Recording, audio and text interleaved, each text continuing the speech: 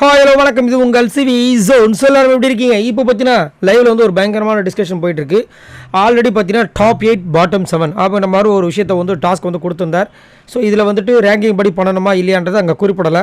ஆனாலும் இங்கே வந்து உள்ளுக்குள்ளே நிறைய பேருக்கு பயம். தீபக் அதை வந்து கேட்குறாரு. மஞ்சரி திரும்ப போயிட்டு அந்த டாஸ்க் லெட்டர் படிக்கிறாங்க. அதில் ரேங்கிங்னு கொடுக்கல, ஆனால் டிஸ்கஷன் பண்ணுங்கள் டாப் 8 பாட்டம் 7. அப்போ இது ஒன்றும் முடியலன்னு வேறு சொல்லிட்டாரு. ஸோ 2 டீமாக பெரிய போகுதுன்றது அங்கே மேட்ரு. முத்து அழகாக ஒரு விஷயத்தை வைக்கிறார், சூப்பராக. ஏன்னா கைமை போயிட்டு இது நம்மளுடைய புத்திசாலித்தனத்தை பொறுத்தது. ஏன்னா இங்கே வந்து தனித்தனியாக பிரிக்க சொல்லியிருக்காங்க. ஸோ இதை வந்து நம்மளாம் வந்து முடிவு பண்ணணும். அதனால் என்ன பண்ணுவோம், ஆளுக்கு ஒருத்தரை சொல்லுவோம்.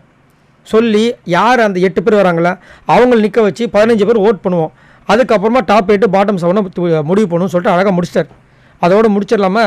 கேட்க மாட்டாங்க. ஏன்னா அங்கே தான் முத்து சொல்கிறதுக்கு வந்து ஆப்போசிட் ஏதாவது ஒரு சலசலப்பு பொருள் ரயான் இருந்திருக்கிறார். ரயான் என்ன சொல்கிறாருன்னா, அதுக்கு பதில் நம்ம இங்கே உட்காந்துட்ருக்கலாம், அங்கே உட்காந்துட்டவங்களே ஒருத்தரை நின்று நான் டாப் 8 இருக்கணுமா வேண்டாமான்னு சொல்லி ஓட் பண்ணி அப்படியே முடிச்சிடலாமே அப்படின்போது முத்துக்குமார் என்ன சொல்கிறாரு, நீங்கள் அங்கே போய் நின்று உங்களுடைய விஷயங்களை சொல்லும்போது தான் அங்கே பேசுறதுக்கு ஒரு விஷயம் கிடைக்கும். இது டப்பு டிப்பு முடிச்சுட்டா அப்புறம் அங்கே பேசுறதுக்கு இடமே இல்லாமல் போயிடுமேன்னு சொல்லிட்டு அவர் ஒரு விஷயத்தை வைக்கிறாரு. மஞ்சரி டபால் என்ன பண்ணுறாங்க, அப்படிலாம் வேணாம், ஒருத்தரும் அவங்கவுங்க டாப் 8 வந்து சொல்லுங்கன்ட்டாங்க. அப்படி சொன்னால் எல்லாருமே டாப் 8 சொன்னாங்க, யாரை வந்து எப்படி வந்து பொறுக்கி எடுக்க முடியும்? அது இன்னும் டஃப் ஆகிடும். அதுக்கப்புறம் தீபக் நடுவில் வந்தார். இல்லை தீபக் என்ன சொல்கிறாருன்னா, நான் வந்து ஏன் வந்து டாப் 8 இருக்கணும்னு ஒருத்தரை வந்து சொல்லுங்கள், அதுக்கப்புறமா வந்து முடிவு பண்ணிக்கலாம்னு அழகாக ஒன்று சொல்லிட்டார். வந்தவங்க என்ன பண்ணுறாங்க, நான் ஏன் டாப் 8 இருக்கணும்னு சொல்கிறதுக்கு பதில் நம்ம இவர் சத்யா தான் ஆரம்பித்தார். நான் வந்து எதில் இருக்குன்னு சொல்கிறதுக்கு பதில் யார் இந்த 8 இருக்கணுன்றதை நான் வேணால் சொல்லிட்டு போகிறேன். அது முத்துக்குமரன், மஞ்சரி, அப்புறம் விஜய் விஷயம் யாரையும் சொல்லிட்டு போகிறார். அப்படியே மாறிச்சு. அடுத்தது வந்துட்டு ஜெஃப்ரி வந்தார். ஜெஃப்ரி ஒரு 10 பேரை சொன்னார்.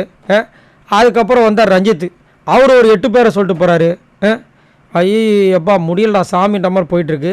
இது எப்போ இதுக்கு பேசுகிறதுக்கே வந்து நைட் ஆக்கிடுவாங்க போல இருக்குது. அப்போ வீக்லி டாஸ்க்கு நாளைக்கு வரும் போல இருக்குது. என்னையா நடக்குதுன்ற மாதிரி இருந்துச்சு. ஆனால் இதை வந்து முத்துக்குமரன் சொன்ன மாதிரி கரெக்டாக பண்ணியிருக்கலாம். என்ன பண்ணுறது, ஒரே ஆள் இந்த மாதிரி சொல்லிட்டு இருக்கானே, அவனே ஸ்கோர் பண்ணிட்டுருக்கானே அப்படின்ட்டு எல்லாருக்கும் ஒரு அது என்ன சொல்லுவாங்க, ஒரு வீம்புக்குன்னு பண்ணுவாங்களே, அந்த மாதிரி பண்ணி இப்போ வந்து ஜவ்வு டைமாக இழுத்துட்டு போகுது.